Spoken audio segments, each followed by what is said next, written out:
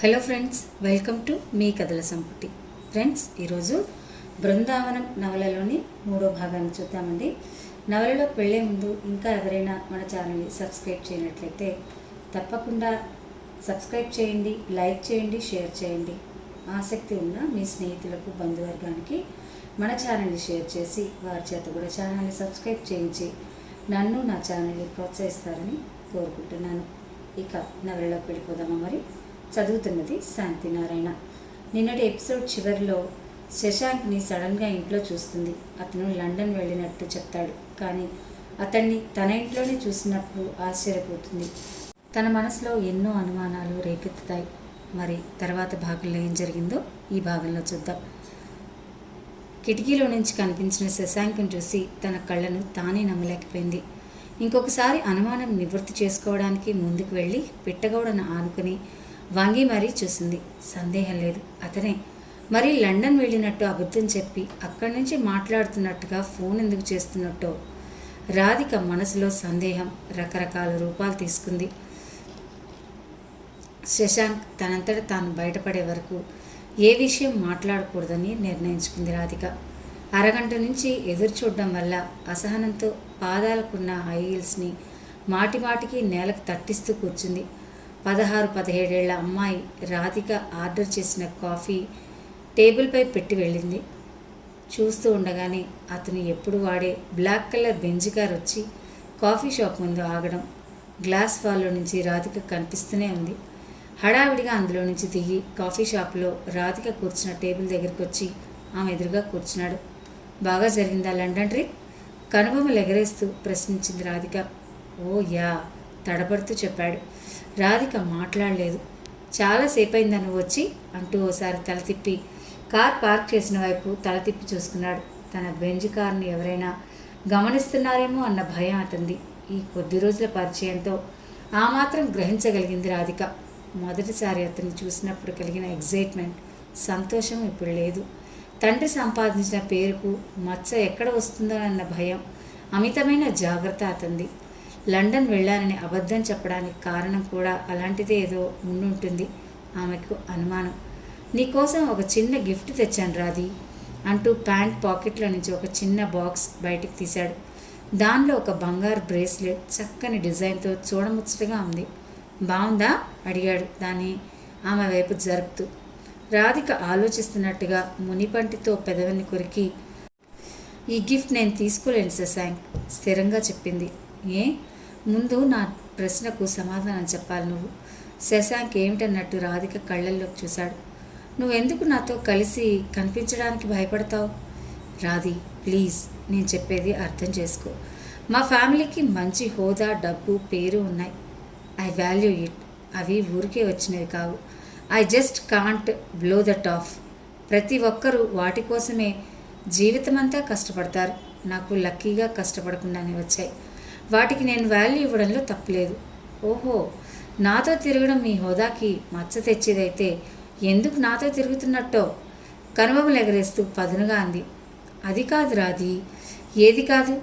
రేపు వేరే ఎవరితో అయినా తిరిగితే మీ ఫ్యామిలీ హోదా పెరుగుతుందంటే నువ్వు ఆ పనే చేయవని నమ్మకం ఏమిటి? Don't be foolish. ఇప్పుడు మన మధ్య అంత దూరం ఆలోచించడానికి ఏం జరిగిందని చిరాగ్గా అన్నాడు. అయినో మన రిలేషన్కి ఫ్యూచర్ లేదని నాకు తెలుసు. ఇంకొక విషయం అడుగుతాను చెప్పు. ఇప్పుడు ఈ క్షణంలో నాకు ఏదన్నా అయితే నువ్వు నాతో పాటు హాస్పిటల్కో పోలీస్ స్టేషన్కో రమ్మంటే వస్తావా? లేక నీ పేరు ప్రతిష్టల మీద బురద పడుతుందని భయపడి ఆగిపోతావా? సూటిగా అడిగింది. ఓకే, అయితే చెప్తా విను. మన రిలేషన్ ఇప్పటిదాకా నో వాల్యూ ఫర్ మీ. అలాగని ఏది ఇప్పుడే డిసైడ్ చేయలేను. ఫ్యూచర్లో ఇది ఎలా మారుతుందో నేను చెప్పలేను. ఒకవేళ నిన్ను కాపాడుకోవాలనుకోవచ్చు కూడా. ఉన్నదన్నట్టు చెప్పేశాడు. రాధిక తనని తాను కంట్రోల్ చేసుకోవడానికి అన్నట్టు ఒకసారి గట్టిగా ఊపిరి తీసుకుంది. నేను అడిగిన ప్రశ్నకి నీ దగ్గర నుంచి సూటిగా సమాధానం రానప్పుడు నేను ఇంకా టైం వేస్ట్ చేయడం అనవసరం. ఇట్స్ ఓవర్ కోపంగా అంది. రాధి, ప్లీజ్, ఇది కాఫీ షాప్. నేను ఇంతే శశాంక్, మనసులో ఏదీ దాచుకోలేను. ఏదైనా ఉంటే సీమటపాయికాయలా పేలడమే నాకు అలవాటు. నేను నీతో పరిచయం కోసం తిరిగాన్ని. నీకు నేనంటే చులకన నాకు అర్థమైంది, కానీ నువ్వు క్లారిటీ లేకుండా నాతో తిరిగి ఇబ్బంది పడాల్సిన అవసరం లేదు. I can take no, sorry for troubling you. కోపంగా అనేసి హ్యాండ్ బ్యాగ్ తగిలించుకుని విసురుగా వచ్చేసింది. శశాంక్ కూర్చున్న చోటు నుంచి కదలలేదు. బహుశా అతను కోరుకుంటున్నది ఇదేనేమో. సంధ్య చెప్పింది నిజమే అయింది. ఖరీదైన గిఫ్ట్ ఏ ఉద్దేశంతో ఇవ్వచూపాడో. ఇలా రకరకాల ఆలోచనలు బుర్రని తొలిచేస్తుండగానే అక్కడి నుంచి నేరుగా ఇంటికి వచ్చేసింది. సంజు, నువ్వు చెప్పింది కరెక్టే. ఈ రోజుల్లో కాస్ట్ అడ్డం కాదు, కానీ అంతస్తు మాత్రం ఖచ్చితంగా అడ్డుగోడే. నేను చాలా ఫూలిష్గా ఆలోచించాను. శశాంక్ దూరం నుంచి చూస్తేనే హీరో. నిజానికి అతను చాలా భయస్థుడు. నాకు అతనికి సరిపడదని అర్థమైంది. ఫోన్లో జరిగిందంతా సంధ్యతో చెప్పింది. Radhi, are you okay? లాలనగా అడిగింది. ఇప్పుడిప్పుడే దానిలో నుంచి బయటపడడానికి ట్రై చేస్తున్నాను. పోనీ నేను వచ్చేదా మీ ఇంటికి? పర్లేదు, నీకు షాపింగ్ పని ఉందన్నావుగా, చూసుకో. I'm all right. పైగా నేను ఎక్కువసేపు దిగులు పడుతూ కూర్చోలేను. నాకు చేత కాదు, నీకు తెలుసుగా. సరే మరి, జాగ్రత్త అని చెప్పింది సంధ్య. బాయ్. ఫోన్ కట్ చేస్తుండగానే దృష్టి ఎదురుగా కిటికీలో నుంచి కనిపిస్తున్న శశాంక్ వాళ్ళ ఇంటి మీద పడింది. అవడానికి ఇంటి పక్కనే అయినా అంతరంగాలు మాత్రం ఆకాశమంత దూరం అనుకుని నిట్టూర్చింది. గదిలో ఒంటరిగా కూర్చోబుద్ధి కాలేదు. మోహన్ రావుకి ఆఫీస్కి, మధు స్కూల్కి వెళ్ళిపోయారు. వంటగదిలో తల్లికి సాయం చేద్దామా అనుకుంటూ హాల్లోకి రాబోయింది. హాల్లో తల్లివి కాక ఇంకెవరివో మాటలు వినిపిస్తున్నాయి. రాధిక గబుక్కున వెళ్ళడానికి సందేహించింది. వచ్చిన గెస్టుల ముందు తన గురించి ఏదైనా అంటే ఇప్పుడున్న పరిస్థితిలో ఏదో ఒకటి తిరిగి అంటానేమో అని భయం. లోపల ఉన్న అసంతృప్తిని అవకాశం వచ్చినప్పుడల్లా వెళ్ళగక్కడం తల్లి నైజం. అది తెలిసే రాధిక లోపలే ఉండిపోయింది. పిల్లల విషయంలో నువ్వెంత అదృష్టవంతురాలివి లలిత. కూతురి పెళ్లి శుభలేఖ ఇవ్వడానికి వచ్చిన స్నేహితురాలతో అంటోంది తల్లి. ఇప్పుడు నీ పిల్లలకి మాత్రం ఏం తక్కువైందని? మీ అమ్మాయి చక్కగా సంగీతం నేర్చుకుంది. పెద్దలంటే ఒద్దిగా గౌరవం. 23 క్యాంపస్ సెలక్షన్, మంచి ఉద్యోగం, వెంటనే అమెరికా సంబంధం. తల్లిదండ్రులకు టెన్షన్ లేకుండా లైఫ్లో సెటిల్ అయిపోయింది. నువ్వెన్నన్నా చెప్పు, అలాంటి పిల్లలు అందరికీ ఉండరు. రాధిక ఇంజనీరింగ్ చదవలేని నీ అసంతృప్తే కానీ అది చాలా తెలివైన పిల్ల. మధు ఇంకా చిన్నవాడే, వాడు నీ మాట వినే రకమే. అంతేలే, నీరసంగా నిట్టూర్చింది మీనాక్షి. తల్లి మాటలన్నీ తన గదిలో నుంచి వింటూనే ఉంది రాధిక. ఊహించినదే అయినా మనసు ఎందుకు కలుక్కుమంది. అప్రయత్నంగా కళ్ళ నుంచి నీళ్లు జారాయి. రాత్రి భోజనం చేసేటప్పుడు, నాన్న, నేను హాలిడేస్కి అత్తయ్య వాళ్ళ ఇంటికి వెళదామనుకుంటున్నాను, తండ్రితో చెప్పింది రాధిక. కూతురి మాట వింటూనే ఆయన మొహం సంతోషంతో విప్పారింది. తండ్రి మొహం చూసి రాధికకు గిల్టీగా అనిపించింది. సారీ నాన్న, నేను అత్తయ్యని చూడాలనో మీ మాట కోసమో వైజాగ్ వెళ్ళడం అనుకోవడం లేదు. అమ్మ పోరు పళ్ళాక వెళ్తున్నాను. మిమ్మల్ని భ్రమలో ఉంచడం ఇష్టం లేక నిజం చెప్తున్నాను. మీనాక్షి మొహం కోపంతో ఎర్రబాడింది. ఆమె ఏదో అనబోయేంతలో మోహన్ రావు ఆమె చేతిని పట్టుకుని ఆపేశాడు. కనీసం వెళ్ళిన చోటైనా బుద్ధిగా ఉండి పరువు తీయకుండా ఉంటే చాలు అని సణిగి ఊరుకుంది మీనాక్షి. నీ ఇష్టం అమ్మా, నా క్రెడిట్ కార్డు ఇస్తాను, ఆన్లైన్లో టికెట్ బుక్ చేసుకో చెప్పాడు మోహన్ రావు. ఆ తర్వాత భోజనాల దగ్గర ఎవ్వరూ మాట్లాడలేదు. ఒకరికొకరు తెలియని వాళ్ళ ఒంటరిగా తింటున్నట్టు భోజనం అయిందనిపించారు. రైల్లో కిటికీ పక్కన సీట్లో కూర్చుని బయటకు చూస్తూ ఉంది రాధిక. రాత్రి నిద్ర ముగించాక శరీరము మనసు తేలిగ్గా ఉన్నట్టు అనిపించింది. అప్పటికింకా సూర్యుడు పూర్తిగా పైకి రాలేదు. చుట్టూ కొండలు, పచ్చటి ప్రదేశాలు, ఆకుపచ్చ తివాచీ మీద పరుగులు తీస్తున్నట్టుంది రైలు ప్రయాణం. మధ్య మధ్య రైలు గేట్ల ముందు ఆగిన వాహనాలు చిన్న చిన్న పట్టణాలు, ఊర్లు దాటుకుంటూ పరుగులు పెడుతోంది. 7th క్లాస్లో ఉండేటప్పుడు ఓసారి సమ్మర్ హాలిడేస్కి ఫ్యామిలీ మొత్తం ఊటీకి వెళ్ళారు. ఆ రోజులు జ్ఞాపకం వచ్చి మనసుకు చాలా రిలీఫ్ తోచింది. ఆ తర్వాత ఎప్పుడు కోచింగ్లు, ఎగ్జామ్స్, ఎవరికి వారే లైఫ్లో బిజీ అయిపోయాక మళ్ళీ అటువంటి రోజులు రాలేదనుకుంటూ కిటికీలో నుంచి కనిపించే ప్రకృతి దృశ్యాలను తిలకిస్తూ కూర్చుంది. నెమ్మదిగా రైలు వనదేవత ఒడి నుంచి జారిపోయి మనుషులు నిర్మించుకున్న ఆధునిక ప్రపంచంలోకి పరుగులు తీసింది. చెట్లు, గుట్టల స్థానంలో బిల్డింగ్లు, బ్రిడ్జిలు, కాలువలు కనిపించాయి. స్టేషన్ దగ్గరయ్యే కొద్దీ రైలు వేగం మందగించింది. ప్లాట్ఫారం మీద రైల్వే కూలీలు, టీ, సమోసాలు అమ్మేవాళ్ళు, వచ్చేపోయే ప్రయాణికులు. జీవితం కోసం పోరాటం, ప్రశాంతత స్థానంలో చైతన్యం. రాధిక బ్యాగ్ తగిలించుకుని ఇంకొక సూట్ కేసు చేత పట్టుకుని రైలు దిగి మేనత్తకు ఫోన్ చేసింది. అత్తయ్య, ట్రైన్ అరగంట లేటుగా వచ్చింది, ఇంకో 40 మినిట్స్లో ఇంట్లో ఉంటాను. ఫోన్ దగ్గర పెట్టుకునుండు, దారి తెలుసుకోలేకపోతే మధ్య మధ్యలో ఫోన్ చేస్తూ ఉంటా. అదేంటి స్టేషన్కి రాజేష్ రాలేదా అడిగింది ఆవిడ. రాధిక మాట్లాడుతూ ఉండగానే కాస్త పొడుగ్గా తెల్లగా ఆలివ్ గ్రీన్ టీషర్ట్ జీన్స్లో ఉన్న వ్యక్తి నవ్వుతూ దగ్గరికి వచ్చాడు. అత్త, రాజేష్ వచ్చాడు, ఉంటాను అని ఫోన్ పెట్టేసింది. పర్లేదు రాధి, బాగానే గుర్తుపట్టావే, దాదాపు 7 ఏళ్ళు అయిందా నిన్ను చూసి అని నవ్వుతూ పలకరించి చేతిలో బ్యాగ్ అందుకుని ముందుకు నడిచాడు. నువ్వెలా నన్ను గుర్తుపట్టావో నేను అలాగే గుర్తుపట్టాను నవ్వుతూ అన్నది. ఎదిగే వయసులో ఎన్ని మార్పులు వస్తాయో. గంభీరంగా మారిన రాజేష్ గొంతు, ఎత్తుగా దృఢంగా మారిన అతని శరీరాన్ని చూసి ఆశ్చర్యపోతూ అనుకుంది. రాధిక అంతకన్నా ఆశ్చర్యపోయే విషయం స్టేషన్ బయట రాజేష్ పార్క్ చేసున్న కారు వైపు దారి తీయడం. అంత ఖరీదైన కారు ఎప్పుడు కొన్నారో అనుకుంది. రాధిక లాక్కొస్తున్న trolley suitcase bag 2 car ట్రక్లో వేసి ఇద్దరు కారెక్కారు. ఎన్నేళ్ల క్రితమో చూసిన సిటీ ఎంతలా మారిపోయిందో అని కొత్తగా వింతగా చూస్తుంది రాధిక. ఏమిటి అంత విచిత్రంగా చూస్తున్నావు? మరి హైదరాబాద్ అంతది కాకపోయినా ఇది పెద్ద సిటీనే. ఎప్పుడైనా వస్తూ ఉంటే అంత షాకింగ్గా అనిపించదు అన్నాడు రాధిక వైపు చూస్తూ నవ్వుతూ. ఆహా, మీరు హైదరాబాద్ వచ్చి ఎన్నేళ్ళైంది గురూజీ? అత్తయ్యని తప్ప ఈ 7 ఏళ్లలో నేను మిమ్మల్ని ఎవ్వరిని చూడలేదు అంది చిరుకోపంతో. ఎందుకో నేను చెప్పను, నువ్వు వస్తున్నావుగా, నీకే తెలుస్తుందిలే. ఇప్పుడు ఇంట్లో అంతా మారిపోయింది. మా నాన్నకి తోడుగా ఇంకో డిసిప్లిన్ మాస్టర్ తయారయ్యాడు. నువ్వే చూస్తావుగా అన్నాడు హాస్యంగా. అంటే అనంతని తల్లి ఒక్కటే పొగడ్డం గుర్తుకొచ్చింది రాధిక్కి. సాధారణంగా ఆవిడికి ఓ పట్టాన ఎవ్వరూ నచ్చరు. తల్లికి నచ్చారంటే నాకు అస్సలు నచ్చరు అంతే అనుకుంది. చిన్నప్పటి విషయాలు గుర్తు చేసి కబుర్లు పెడుతూనే ఉన్నాడు రాజేష్. తనకు తెలిసి ముద్దపప్పులా ఉండే రాజేష్ సరదాగా చలాకీగా మాట్లాడుతూ ఉండడం నిజంగానే నమ్మలేకపోయింది. గుర్తుందా, చిన్నప్పుడు నువ్వు స్కూల్కి వెళ్లకుండా ఉండాలని ఇంట్లో ఉన్న బాత్ సోపులన్నీ బావిలో పడేసేవారు. ఒకసారి స్నానం చేయకపోతే బడికి పంపవరని నీ ప్లాన్. అప్పుడు మామయ్య సర్ఫ్ పెట్టి స్నానం చేయించండి వెదవకి అని అరిచాడు. అది చెప్పి పక్కపక్క నవ్వింది. నీకన్నీ భలే గుర్తున్నాయే. అప్పుడు మీ అమ్మ నువ్వు స్కూల్ ఎగ్గొట్టి కూర్చుందిగాక వాణ్ణి చూసి నవ్వుతావా అని 4 గంటించింది. మా అమ్మ ఇప్పటికీ అలానే ఉంది అంది పెదవుల్ని ఒత్తి పెడుతూ. మా నాన్న మాత్రం చాలా మారిపోయాడు. జుట్టు నెరిసింది, చెంపలు జారిపోయాయి, కళ్ళజోడొచ్చింది. అతను చెప్పిన తీరుకి రాధికకు నవ్వాగలేదు. ఇంకో విషయం చెప్పనా అన్నాడు అతను. ఏంటి? ఇప్పటికీ నాకు స్నానం చేయాలంటే మహాచిరాకు. స్నానం చేశానంటే ఏదో ముఖ్యమైన పని ఉంటేనే. కాలేజీకి వెళ్ళడమో పార్టీకి వెళ్ళడమో నిన్ను పిక్ చేసుకోవడమో. రాధిక నవ్వుతూ రాజేష్ భుజం మీద కొట్టింది. స్నానం చేసి వచ్చానంటే కంపు కొట్టనందుకు సంతోషించాలి కానీ కొట్టడం దేనికి అమాయకత్వంగా నటిస్తూ అన్నాడు.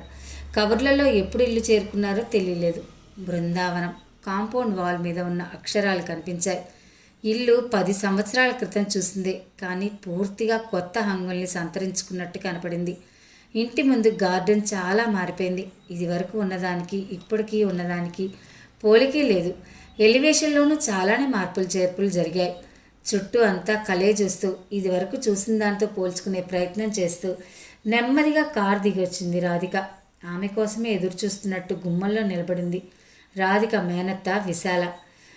సన్నము లావు కాని శరీరము, సుమారైన ఎత్తు, అక్కడక్కడా తెల్ల పోకడలు కనిపిస్తూ వెనక్కి ముడివేసిన జుట్టు, మావి చిగురు రంగు చీర, పెద్దగా గుండ్రంగా దిద్దిన బొట్టు, అన్నిటికంటే ముఖ్యంగా ప్రశాంతంగా కనిపించే మొహం. ఆవిడ మొహం చూస్తే ఎంత బాధ ఉన్నవారైనా క్షణకాలం పాటు వాటిని మర్చిపోతారేమో అనిపిస్తుంది. ఎన్నాళ్ళైంది రాధి నిన్ను చూసి అంటూ ఎదురొచ్చి ఆప్యాయంగా కౌగిలించుకుంది. ప్రయాణపు బడలిక వల్ల వాడిపోయినట్టున్నావు. వయసు తాలిక నిగారింపులో ఉన్న అందమైన మొహం, భుజాల చుట్టూ కప్పి ఉన్న ఆకాశం నీలం రంగు దుప్పట్ట, నాజుగ్గా ఉన్న చేతివేళ్ళు, పాదాలు అన్నీ పైనుంచి కింద దాకా పరీక్షగా చూసి ఆవిడ సంతృప్తిగా నిండుగా నవ్వింది. ఆ ఒక్క చూపులోనే మేనత్తకి తనంటే ఎంత అభిమానమో అర్థమైంది రాధికకి. రాజేష్ కారులో నుంచి సూట్ కేసు బ్యాగ్ తెచ్చి లోపల పడేసి తిరిగి హడావిడిగా కారు తీసుకుని వెళ్ళిపోయాడు. నువ్వు ముందు వెళ్ళి స్నానం చేసిరా రాది, టిఫిన్ తిందుగాని అంటూ విశాల పక్కకి తిరిగి, గౌరీ ఈ సామాన్ అంతా పై అమ్మాయి కోసం రెడీ చేసిన గదిలో పెట్టవే పురమాయించింది. చామంచాయికి నలుపు రంగుకి మధ్యలో ఉంది గౌరీ ఒంటి రంగు. ఎత్తుగా పైకి బిగించి వేసిన జడ, ముత్యాల్లా మెరిసే పెద్ద కళ్ళు. మనిషి మాత్రం చాలా హుషారుగా ఉంది. వయసు 25-30 ఏళ్ల మధ్యలో ఉంటుందనిపిస్తోంది. విశాల చెప్పగానే సూట్ కేస్ అందుకుంది గౌరీ. వెనకాలే బ్యాగ్ తగిలించుకుని రాధిక కూడా పైకి నడిచింది. మేడ మెట్ల మీద బారుగా ఉన్న కారిడార్లో వరుసగా 4 గదులున్నాయి. మెట్లు ఎక్కగానే కుడి చేతి వైపు ఉన్న మొదటి గదిలోకి తీసుకువెళ్ళింది గౌరీ. సూట్ కేస్ కింద పెట్టి అలమారిలో తలుపు తీసి, ఇవిగోనండమ్మా టవల్స్ ఈడుంటాయి, గీజర్ వేసే ఉంది చెప్పింది. సరే తల ఊపింది రాధిక. ఇంకేమన్నా కావాల్సింటే చెప్పేయండి అమ్మాయి గోరు. అమ్మగారు అస్తమానం పైకి కిందకి తిరగలేరు. అమ్మగారి మీద తన భక్తి తెలియాలన్న తాపత్రయమే ఎక్కువగా కనిపించింది ఆ మాటల్లో. రాధిక కిసుక్కుని నవ్వి, సరే ఇంకేం అవసరం ఉండదులే, నువ్వు వెళ్ళు అని చెప్పి తలుపేసుకుంది. గదిలో పెద్ద డబల్ కాట్ మంచం, స్టడీ టేబుల్, దాని మీద చిన్న ల్యాంప్, కిటికీ వారగా కూర్చోవడానికి చిన్న సోఫా, ఇంకా అలంకరణ కోసం గోడలకు తగిలించిన చెక్కుడు బొమ్మలు, ఎనటిక్ వస్తువులు, ఫ్లవర్ వాజులు చూసిన రాధిక ఆశ్చర్యపోయింది. ఇదివరకు మేడ మీద ఇన్ని గదులు ఉన్నట్టు గుర్తులేదు. ఫర్నిచర్ చాలా ఖరీదైందే అనుకుంటూ బాల్కనీ డోర్ తీసి బయటకు చూసింది. ఇంటి ముందున్న గార్డెనే కాక పక్క సందులో పెరట్లో కూడా పూల మొక్కలు, చెట్లు ఉన్నాయి. బాల్కనీ స్తంభాలన్నిటికీ సన్నజాజి తీగలు అల్లుకుని ఉన్నాయి. అభిరుచితో పాటు ఆదాయం కూడా ఉంటే తప్ప ఇంటిని ఇలా మెయింటైన్ చేయడం సాధ్యం కాదు అనుకుంటూ బాల్కనీ తలుపు మూసివేసి లోపలికొచ్చింది. గౌరీ చూపించిన షెల్ఫ్లో నుంచి టవల్, సూట్ కేస్ నుంచి బట్టలు తీసి స్నానానికి వెళ్ళింది. షవర్లో నుంచి వేడిగా జల్లులా పడుతున్న నీళ్లు శరీరానికి హాయిగా అనిపించింది. ప్రయాణపు బడలిక అంతా స్నానంతో తీరిపోయింది. స్నానం పూర్తి చేసి బట్టలు కట్టుకుండగానే గది తలుపులు దబదబ బాదని చప్పుడు. వస్తున్నా హడావిడిగా డ్రెస్ అవుతూ జవాబిచ్చింది రాధి. అయినా వినిపించుకోకుండా దబాదబా తలుపులు బాదుతూనే ఉన్నారు. ఆ హడావిడికి రాధికకు చర్రున కోపం వస్తుంది. వస్తున్నానని చెప్తుంటే ఒక్క నిమిషం ఆగలేరా అంటూ గబాల్న తలుపు తీస్తుండగానే గౌరీ తూనీగలా లోపలికి పరిగెత్తింది. అప్పుడే ఆజానుబాహుళ్లా చామంచాయితో ఉన్న యువకుడు అటుగా వచ్చాడు. రాధిక ఇంకా గుమ్మం దగ్గరే నిలబడింది. ఒంటి మీద తడి ఆరకుండానే హడావిడిగా దుస్తులు వేసుకోవడం వల్ల భుజాల దగ్గర తెల్లని కాటన్ కుర్తా వంటికి అతుక్కుపోయి ఉంది. వెనక్కి మడిచి కట్టిన జుట్టులో నుంచి మొహం మీదకు పాయలుగా జారి అంటుకుపోయిన వెంట్రుకలు, మెడవంపులో జుట్టు నుంచి జారుతున్న నీటి బిందువులు, కంగారు కోపంతో కలిసి వింతగా మెరుస్తున్న అందమైన కళ్ళు. ఒక్క క్షణం అతను రాధిక వైపు పరీక్షగా చూశాడు. ఇంతలోనే గౌరీ రాధిక గదిలో షెల్ఫ్లో ఉంచిన ల్యాప్టాప్ని తీసుకుని పరుగులాంటి నడకతో బయటికి రావడం, అతను దాన్ని అందుకునే వేగం, వెళ్ళిపోవడం రెప్పపాటులో జరిగిపోయాయి. రాధిక మెదడు కూడా క్షణంసేపు ఆగిపోయి తర్వాత పనిచేయడం మొదలెట్టింది. చప్పున ఏదో స్ఫురించిన దానిలా అనంత్ అనంత్ అని పిలిచింది. అప్పటికే అతను మెట్ల మీద ఉన్నాడు. రాధిక పిలుపునకు తల తిప్పి కూడా చూడలేదు. అహంకారం, ఒక్క నిమిషం ఆగి పలకరిస్తే ఏమవుతుందో అనుకుంటూ వెనక్కి తిరిగింది. గౌరీ అలమర తలుపులు మూసేసి వెనక్కి వస్తూ, ఆయన గోరు ఆఫీస్ నుంచి ల్యాప్టాప్ కోసం వచ్చినారమ్మా. ఇల్లు తుడిచే అమ్మాయి చేయి మంచిది కాదు, దాన్ని కంటపడకూడదనే రోజు ల్యాప్టాప్ దాచి అది వెళ్ళిపోగానే ఆయన గారి బల్లా మీద పెట్టేస్తాను. ఇయ్యాలే మర్చిపోయాను. ఆయన ఆఫీస్కి వెళ్ళాక చూసుకుని వెనక్కి వచ్చేసినారు. దానికోసమని మీరు ఇంకా తీరిగ్గా ముస్తాబ్ కానివ్వండి అంటూ తలుపు దగ్గర వేసుకుని వెళ్ళిపోయింది. రాధిక తల ఆరబెట్టుకుని చిన్న స్టిక్కర్ నుదుటి మీద పెట్టుకుని సింపుల్గా తయారై కిందకొచ్చింది. విశాల కోసం చూస్తే ఆమె పొయ్యి దగ్గర హడావిడి పడుతూ కనిపించింది. గౌరీ పక్కనే కూర్చుని కూరలు తరుగుతూ ఉంది. రాధిక నేరుగా వంటగదిలోకి వచ్చింది. అత్తా, మామయ్య అనంతు బాగా సంపాదిస్తున్నట్టే ఉన్నారే. పనిలో పనిగా ఓ వంట మనిషిని కూడా పెట్టుకోకూడదు, మోకాళ్ళ నొప్పులతో కష్టపడకపోతే అంటూ చనువుగా కూర బుట్టలో నుంచి అరటిపండు తీసుకుని అక్కడే ఉన్న బల్లా మీద కూర్చుంది. రాధిక మాటలకి గౌరీ కళ్ళు పెద్దవి చేసుకుని విచిత్రంగా చూసింది. అరటిపండు తింటున్నదల్లా రాధిక గౌరీ మొహం చూసి టక్కున ఆగిపోయింది. నేనేమన్నా తప్పుగా మాట్లాడానా అత్తా అడిగేసింది వెంటనే. లేదులే, నీ కడుపులో ఏ మాట దాగదని నాకు తెలుసులే. మామయ్య అనంతు బాగానే సంపాదిస్తున్నారు, కానీ మీ మామయ్యకి నచ్చినట్టుగా నేను తప్ప ఎవ్వరూ వంట చేయలేరు. ఎప్పుడైనా అవసరం పడితే గౌరీ చేస్తుంది చెప్పింది విశాల నవ్వుతూ. అవును, మామయ్య ఎక్కడా కనిపించనే లేదు. హఠాత్తుగా గుర్తొచ్చిన దానిలా అడిగింది. మీ మామయ్య అనంతు పొద్దుటే ఆఫీస్కి వెళ్ళిపోతారు. మీ మామయ్యకి ఉప్పు పులుపు లేని పథ్యం భోజనంగా మధ్యాహ్నం కల్లా ఇంటికి వస్తారు. అప్పుడు చూద్దుగానిలే. సరే అయితే నేను ఒకసారి అందరితో కలిసి భోంచేస్తాను. నాకు టిఫిన్ వద్దు, కాఫీ ఇవ్వు చాలు. కూరల బుట్టలో కలిసిపోయి ఉన్న మిరపకాయల్ని బెండకాయల్ని చూపుడు వేలుతో తిప్పుతూ అంది. రాధిక కూర్చుని కబుర్లు చెప్తూ ఉంటే వెంటనే విశాల స్టవ్ మీద ఉన్న బాణీ దించి రాధికకు కాఫీ కలిపి కప్పులో పోసిచ్చింది. అది అందుకుంటూ యథాలాపంగా గౌరీ మోహన్ చూసిన రాధికకు చటక్కున ఒక విషయం గుర్తొచ్చింది. అత్తయ్య, ఇన్నేళ్ళు వచ్చిన లార్డ్లాగా దీన్ని కాఫీ చేతికి అందివ్వాలా అనుకుంటున్నావా? కళ్ళు పైకెత్తి అమాయకంగా అడిగింది.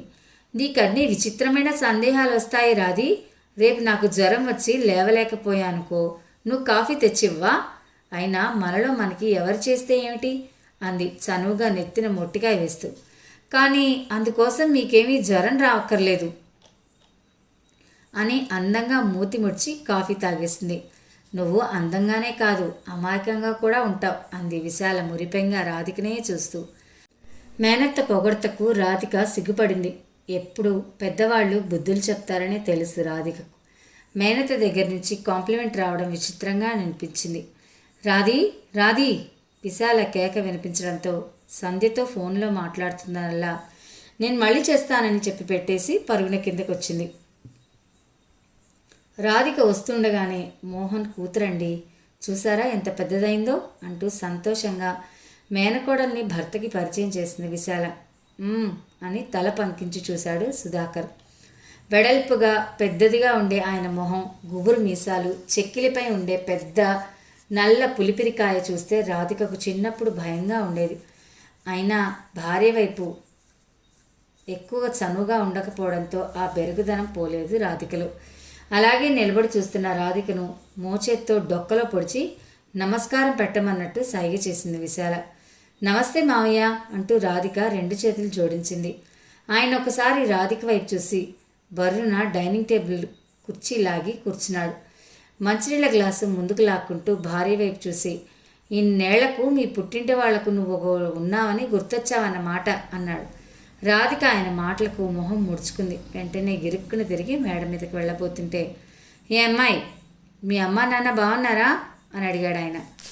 అంటూ మొక్కుబడిగా తల ఊపింది. నువ్వు కూర్చోవే, మామయ్యతో పాటు భోజనానికి టిఫిన్ కూడా చేయలేదుగా అంది విశాల భర్తకి వడ్డిస్తూ.